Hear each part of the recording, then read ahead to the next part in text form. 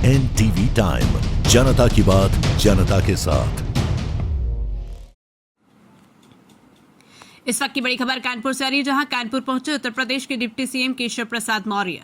बर्रा मंडल की वार्ड क्रमांक 65 में कार्यकर्ताओं के सम्मेलन में शामिल होने पहुंचे डिप्टी सीएम। 6 अप्रैल को भाजपा का स्थापना दिवस मनाया जाएगा। सपा कांग्रेस बसपा का अध्यक्ष बनने के लिए एक परिवार का होना जरूरी है। भाजपा में कार्य करने वाला कार्यकर्ता और चाय बेचने वाला पीएम और अध्यक्ष बन सकता है।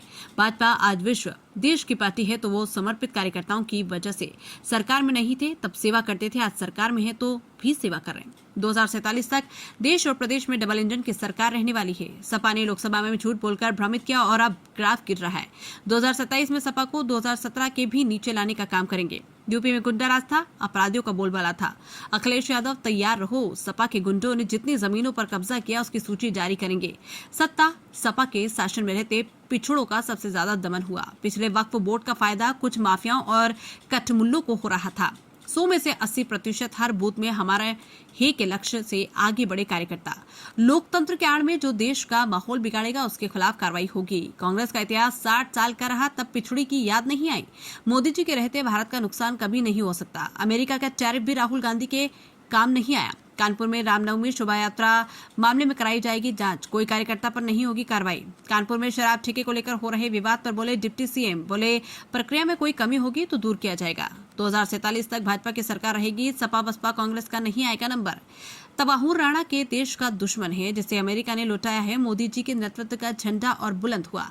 तबाहुर राणा को लेकर सजा दिलाई जाएगी और पाकिस्तान का खुलासा भी किया जाएगा। NTV टाइम के लिए कानपुर से विशाल सैनी की रिपोर्ट। जनता पार्टी का स्थापना दिवस और स्थापना दिवस के बाद लगातार कहीं हमारे सक्रिय कार्यकर्ताओं का सम्मेलन हो रहा था, कहीं हर घर में भारतीय जनता पार्टी का ध्वज लगाने का कार्यक्रम हुआ। अब वार्ड हो, गांव हो, गली हो, वहां संपर्क करने का कार्यक्रम हुआ। लाभार्थियों के साथ संवाद करने का कार्यक्रम है। जो वरिष्ठ कार्यकर्ता है उनका अभिनंदन करने का कार्यक्रम है। भारतीय जनता पार्टी लगातार जनता के बीच में भी है, अपने कार्यकर्ताओं के बीच में भी है और भारतीय जनता पार्टी लगातार मजबूत हो रही है। हम 45 वर्ष की शानदार और सफल यात्रा के बाद 46वें वर्ष में भाजपा को लेकर के आगे बढ़ रहे हैं।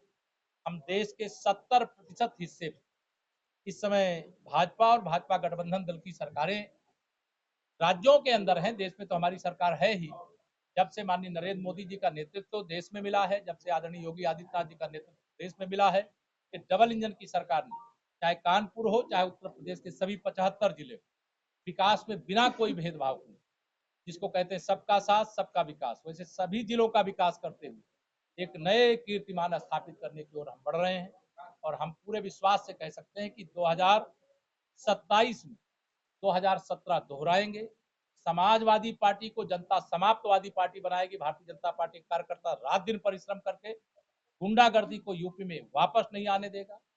समाजवादी पार्टी फर्जी तरीके से पीडीए की बात करती है। उनका पीडीए परिवार डेवलपमेंट एजेंसी है और परिवार डेवलपमेंट एजेंसी चलाने वाले पीडीए अर्थात पिछड़े दलित अल्पसंख्यक की बात करने का नैतिक अधिकार नहीं रखते। 2012 से 2017 तक समाजवादी पार्टी की श्री अखिलेश यादव जी की अगुवाई में सरकार थी।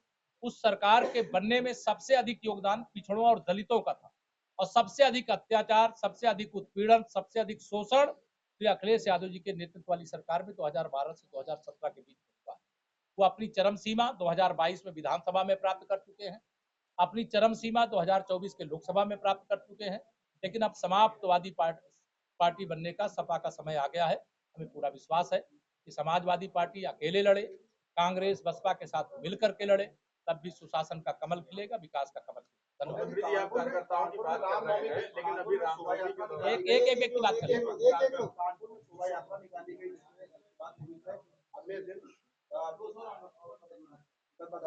देख लेंगे किस परिप्रेक्ष्य, अभी इसमें कुछ कहना नहीं है। मुकदमा किस परिप्रेक्ष्य में हुआ है, किसी कार्यकर्ता के ऊपर कोई गलत मुकदमे लिख करके कोई उत्पीड़न नहीं करने पाएगा। कार्यकर्ताओं का सर सदा ऊंचा रखा जाए।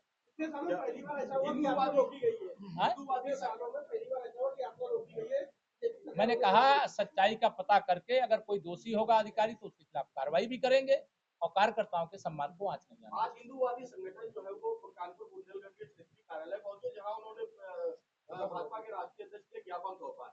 पुलिस की कार्रवाई ये वो जो लोकतंत्र है, कोई किसी को ज्ञापन दे सकता है, ले सकता है, वो कोई बड़ा विषय नहीं। अभी शराब ठेके का आवंटन हुआ है, उसमें भाजपाई और मंत्री तक विरोध कर रहे हैं, तो क्या क्या सरकार कहीं क्यों को ये आवंटन करने में क्या कोई दिक्कत है? देखो, ये सब प्रक्रिया है, अब प्रक्रिया में कोई कमी होगी तो उसको सुधार करने के लिए हमारी सरकार है ना, आगे भी रहने वाली 2047 तक। अभी कोई सपा बसपा कांग्रेस का नंबर नहीं आने वाला। एडली का प्रत्यारोपण हुआ है, क्या कहेंगे कि देश ये तो माननीय नरेंद्र मोदी जी के नेतृत्व का झंडा और बुलंद हुआ है कि देश के दुश्मन को अमेरिका के अंदर भी अगर बंद था तो वहां से भी ला करके यहाँ सजा देने का काम, दिलाने का काम न्याय प्रक्रिया के माध्यम से किया जाएगा। और जो पाकिस्तान भारत विरोधी साजिश करता रहा है उसका खुलासा होगा, ऐसी उम्मीद रखते हैं। धन्यवाद।